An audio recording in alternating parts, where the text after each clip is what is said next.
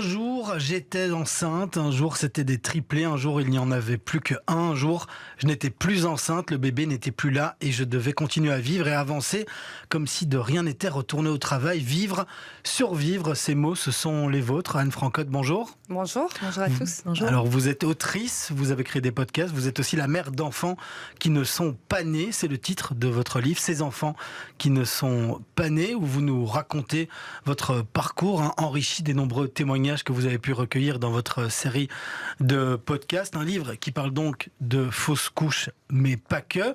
Fausse couche, c'est un terme dans lequel vous ne vous retrouvez pas d'ailleurs. Non, et d'ailleurs c'est ça le paradoxe, c'est que j'explique que ce terme n'a pas du tout de sens, parce que rien n'est vrai dans ce terme, il n'y a pas de couche et rien n'est faux, et en même temps c'est le titre que j'ai donné, enfin c'est le sous-titre du livre, vu que c'est Fausse couche, deuil impossible, mais j'ai utilisé ça quand même parce que c'est quand même le terme qui est le plus utilisé aujourd'hui quand on parle de cet épisode dans la vie d'une femme. Alors dans ce livre, vous nous racontez donc votre parcours en filigrane.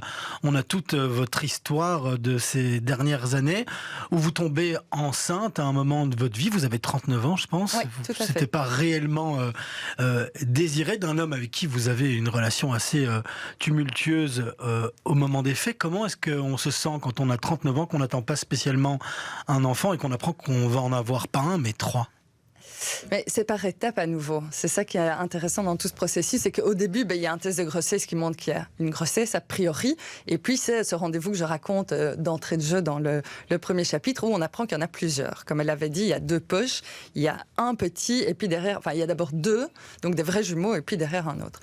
C'est juste c'est une surprise à tout niveau dans un premier temps, donc c'est des montagnes russes d'émotions. Surtout qu'il n'y a pas seulement à gérer soi et ce vécu, il y a à gérer la relation, comme je l'explique, qui était, comme vous le dites, qui était tumultueuse et devenue un peu bancale. Donc c'est beaucoup de choses à gérer en même temps. Après, ce qui est assez surprenant, c'est que je me rappelle à l'époque, donc comme je suis journaliste, je travaillais dans une émission télé pour RTL, où on faisait dans une quotidienne pas mal de sujets, et j'avais fait un sujet sur les grossesses tardives pour les femmes de plus de 40 ans. Et ce qui est fou, c'est que je ne m'identifiais pas du tout à ces cas de figure, et quand ça m'arrive à 39 ans, c'est pas ça qui est ressorti en premier. Donc je pense pas que j'ai pris conscience dans un premier temps que c'était déjà en soi exceptionnel, parce qu'on se rend compte que c'est pas si facile de tomber enceinte après 35 ans. Donc déjà ça, en fait, c'était une information. Donc c'était beaucoup d'informations à gérer en peu de temps. Et malgré cette relation bancale, cette grossesse est bien acceptée par vous et aussi par le futur papa. Oui, finalement, oui, parce que je pense que tous les deux, il y avait une relation quand même forte qui nous liait. Et peut-être que, je ne sais pas, peut-être que la relation était quand même forte et qu'on était conscient que c'était une occasion d'être parents. Et puis, je pense qu'on savait qu'on trouverait des solutions pour fonctionner ensemble. Après, oui, je pense qu'on était contents tous les deux, même si c'était pas vraiment quelque chose qui avait été décidé proactivement. On était quand même contents, oui. Après, dans le parcours, les choses se compliquent.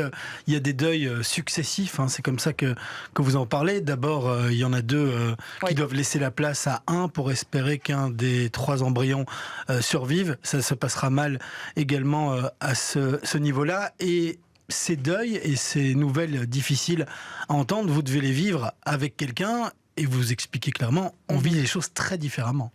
Oui, alors de par les témoignages que j'ai pu recueillir pour le podcast, j'ai vu quand même une constance qui est que les hommes ne vivent pas en général la grossesse, en tout cas les premiers mois, de la même manière que la femme qui, elle, vit vraiment des chamboulements hormonaux, émotionnels à tout niveau. Donc ça reste déjà beaucoup plus abstrait pour l'homme. Et ici, comme on était effectivement en début de grossesse, oui, lui n'avait pas encore la conscience, à mon avis, de cette paternité qui pouvait vraiment arriver.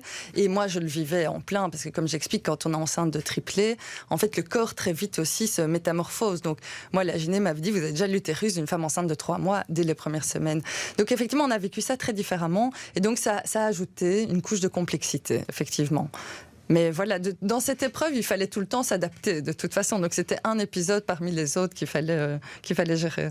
Voilà, et puis mauvaise nouvelle, au final, on apprend que le dernier enfant qui est vivant, que vous portez, le cœur s'arrête et que finalement, vous n'avez plus d'enfant vivant dans votre corps. Mais oui, c'est ce que je raconte, effectivement. Ça, c'était vraiment le choc. Et à nouveau, si je racontais mon histoire de manière si intime, c'est aussi pour qu'on comprenne qu'on comprenne vraiment ce qui se passe, en fait, pour les femmes. Après, il n'y a pas de généralité. J'ai interviewé d'autres personnes qui n'ont pas vécu tout de la même manière, mais il y a quand même une constance qui touche vraiment à ce moment clé où il y a un avant et un après, c'est vraiment la bascule, quoi. Alors, comme je l'explique, parce que donc c'est intéressant de préciser, le livre c'est 10 chapitres, mais il y a chaque fois un encart avec des informations plus scientifiques, plus médicales, plus concrètes. C'est qu'il y a vraiment deux manières en fait de faire des fausses couches. Il y a vraiment les personnes qui perdent du sang, et donc il y en a même qui parlent de règles tardives. Alors en fait, c'est pas des règles tardives, c'est des embryons qui étaient là et qui ont arrêté de se développer. Et il y a ces grossesses comme celle que j'ai eue, où c'est lors d'un rendez-vous chez le gynécologue qu'on découvre que le cœur s'est arrêté de battre. Et donc ça, en tout cas pour moi, ça a été vécu de manière assez violente parce qu'on n'y va pas du tout dans un but de découvrir si la grossesse est encore là ou pas. On y va juste pour faire un suivi régulier, normal et routinier, je veux dire. Et puis on découvre ça. Donc oui, là, c'était vraiment un choc. Et comme j'explique dans le livre, il y a toujours ce moment où on ne veut pas y croire. On se dit non, mais on va voir le cœur. D'ailleurs, il y a d'autres témoignages où même des pères racontent qui demandent au gynéco de refaire une deuxième écho pour être sûr que le cœur n'a pas repris. Donc il y a vraiment ce déni qui est propre à tout deuil, où on n'est pas dans l'acceptation de la nouvelle qu'on nous donne. Et on veut essayer de retrouver ce cœur, en fait, qui n'est plus là. Un déni qui est suivi après d'un tabou quand il faut parler de ça, parce que vous y êtes confronté à vos proches, à votre entourage. Bon, vous en parlez aussi, hein, c'est un débat, mais il y a du fait qu'on ne parle pas du fait qu'on est enceinte généralement dans les 3 premiers mois, et beaucoup de fausses couches ou d'arrêts de grossesse arrivent statistiquement dans ce moment-là, ce qui fait qu'on se retrouve très souvent isolé. À votre avis, la problématique, et vous le dites dans le livre, c'est que c'est lié à plusieurs sujets tabous. On parle de la mort d'enfants et de sexualité, deux choses qui sont très dures à lier et à parler à son entourage. Oui, c'est mon explication. Après, il y en a beaucoup d'autres. Et il y a un autre livre qui a été écrit à ce sujet spécifiquement sur le tabou des 3 premiers mois. C'est quelque chose que je ne me suis jamais expliqué parce qu'effectivement, c'est les mois pendant lesquels c'est le plus compliqué pour la femme enceinte. Et donc, on doit faire comme si de rien n'était alors qu'on est fatigué, qu'on est malade. Donc, je ne me l'explique pas. Si ce n'est que je donne des pistes dans le livre, effectivement, que bon, il y en a qui disent que c'est de nouveau des restes du patriarcat, qu'on n'a pas envie que les femmes encombrent même les discussions et posent problème par rapport à une forme de mal-être ou des absences liées à ces fausses couches.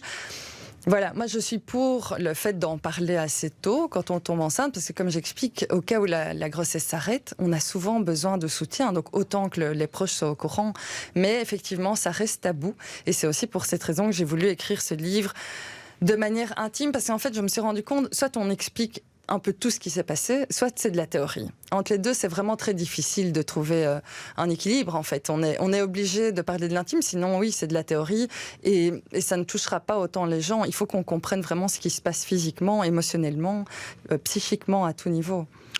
Et bien aussi le moment où les gens sont confrontés eh bien à votre vérité, à ce qui vient de vous arriver. Et là, vous nous décrivez aussi dans le livre que c'est parfois des moments complexes, de la maladresse ou de la méconnaissance aussi. Je vous propose qu'on écoute un extrait d'un des épisodes des podcasts Les œufs clos. C'est vous-même là qui parlez et vous nous expliquez justement cette problématique. On me demande souvent comment réagir face à quelqu'un qui est en train de subir une fausse couche. Par élimination, je peux déjà dire ce qui est vraiment très désagréable d'entendre quand on traverse cette épreuve, c'est les tentatives de minimisation. De dire, écoute, c'est qu'il n'était pas viable, c'est la nature qui a choisi, c'est sûrement mieux comme ça. Non, en fait, ça, c'est vraiment des choses qu'il faut éviter de dire à la personne. Ça ne l'aide en rien. Je pense qu'au contraire, il faut reconnaître la perte, c'est très, très important. Et personnellement, il y a l'attention qui m'a le plus touchée à cette époque, ça venait de son frère qui, au moment de la perte des jumeaux, nous a dit tout simplement toutes mes condoléances. Voilà. Je ne m'étais jamais réécoutée. Vous ne vous étiez jamais réécouté. Oui, ça arrive souvent qu'on ne se réécoute pas. Mais c'est important aussi cet aspect-là, parce que on se retrouve avec des femmes qui ont vécu, selon leurs différentes expériences, un moment qui peut être très douloureux et très traumatisant psychologiquement et physiquement, et avec parfois un entourage proche. Où vous expliquez aussi vos collègues. Certains vous ont d'ailleurs témoigné des excuses au moment où le podcast est sorti. On est un petit peu démunis. Vous donnez des conseils. Ça s'applique pas à tout le monde, mais c'est important quand même d'être là et d'oser dire les choses. Oui, je pense. Après, c'est effectivement, c'est de nouveau propre à chacun. Chacun vivra les choses différemment. Mais c'est pour ça que pour cette partie-là, j'ai aussi voulu faire appel à différents thérapeutes. Donc, une thérapeute psychocorporelle qui explique l'importance de reconnaître la perte. Et alors, au neuropsychiatre Boris Cyrulnik, que j'avais interviewé dans ce cadre-là pour avoir aussi son avis par rapport à ces choses, qui disait que le plus important, en effet, c'est une forme de présence auprès de la femme ou des parents qui sont endeuillés. Et aussi, oui, le fait de donner du sens à l'épisode. Mais oui, effectivement, c'est pour ça que j'ai voulu ajouter à la suite de ce récit des conseils. Je pense que l'entourage veut bien faire et pense que ça va aider la personne de minimiser d'une certaine manière, mais en fait, c'est juste faire fi de la souffrance et ne pas accepter les émotions que traverse la personne. Donc, c'était essentiel de rappeler que non, il ne faut pas minimiser, il faut reconnaître la perte. C'est la première chose dont la femme a besoin. Et effectivement, j'ai listé toute une série de choses qu'il est préférable de ne pas dire, genre il n'était pas viable, etc. Et je cite aussi, qu'est-ce qu'on peut dire davantage. Et ça, c'est un mélange, je dirais, des différents témoignages que j'ai pu recueillir, qui se trouvent à la fin du livre. Et pour vous, après, il y a quand même une longue traversée du désert parce que vous avez été seul, en tout cas en tant que couple. Vous n'étiez plus en couple et vous avez été seul à surmonter cette épreuve. Ça a pris du temps au niveau du suivi psychologique, thérapeutique. Vous n'avez pas vraiment non plus trouvé une aide. Et donc, c'est effectivement en créant ces podcasts quelques années plus tard que vous êtes parvenu à cette résilience, que vous avez finalement réussi à trouver du sens à tout ça parce que c'est ce qu'on vous avait conseillé, de trouver du sens à tout ça et que vous avez réussi à faire votre deuil aussi. Oui, il y a beaucoup de choses dans tout ce que vous dites. Je ne sais plus par quoi on a commencé. Mais alors, j'ai quand même eu une première tentative de psy, effectivement, qui avait été donnée par l'hôpital et qui n'avait pas été très concluante. Après, j'ai eu une chouette thérapeute que j'ai vue en hypnose qui m'a beaucoup aidée pour cette épreuve. Maintenant, ce qui se passe, c'est que beaucoup de femmes expliquent que ce qui fait qu'elles se sont remis de leur fausse couche, c'est parce qu'elles sont tombées enceintes à un moment. Et c'est surtout ça, en fait, qui est compliqué. C'est quand on n'arrive pas à retomber enceinte. Parce que je pense que dès qu'on est enceinte et qu'il y a un autre enfant, même si ça reste douloureux, on passe à autre chose. D'une certaine façon, on est même presque obligé. Ici, j'explique effectivement que moi, suite à ça, j'ai essayé après de retomber enceinte en faisant de la PMA notamment, pour essayer de dépasser cette tristesse, parce qu'effectivement, ça ne peut pas être remplacé que par une autre grossesse. Je pense qu'il y a d'autres manières de s'en sortir, mais je crois que c'est un deuil qui est long, potentiellement, et qu'il faut accepter. Mais à nouveau, comme le disait Cyrulnik, que je citais juste avant, ça dépend pour chaque femme. Il y en a qui n'avaient pas spécialement envie de cette grossesse et donc ils vont avoir juste besoin de quelques jours, quelques semaines. Et il y en a d'autres. Moi, j'ai des femmes que j'interviewe. Au bout de 8 ans, elles pleuraient encore quand je leur posais la question. Et finalement, ce deuil, vous allez le faire en trouvant un rituel aussi. Vous parlez de l'importance des rituels et c'est un conseil que vous donnez. Oui, en tout cas, pour moi, c'était assez salutaire. Et ça, c'est très vite après la fausse couche. Je crois que c'est 1 mois ou 2 après où j'ai eu un premier rituel d'une petite cérémonie comme ça que j'ai fait au bord de la mer en Italie. Parce que pour moi, c'était important de pouvoir matérialiser parce que c'est quelque chose qui est invisible, en fait. Pendant toute l'épreuve, il n'y a pas de traces physiques. Il n'y a pas, même physiquement, on ne le voyait pas vraiment encore fort. Donc, il y a vraiment aucun signe qui laisse présager ça. Donc, pour moi, c'était important, effectivement, de pouvoir symboliser tout ça.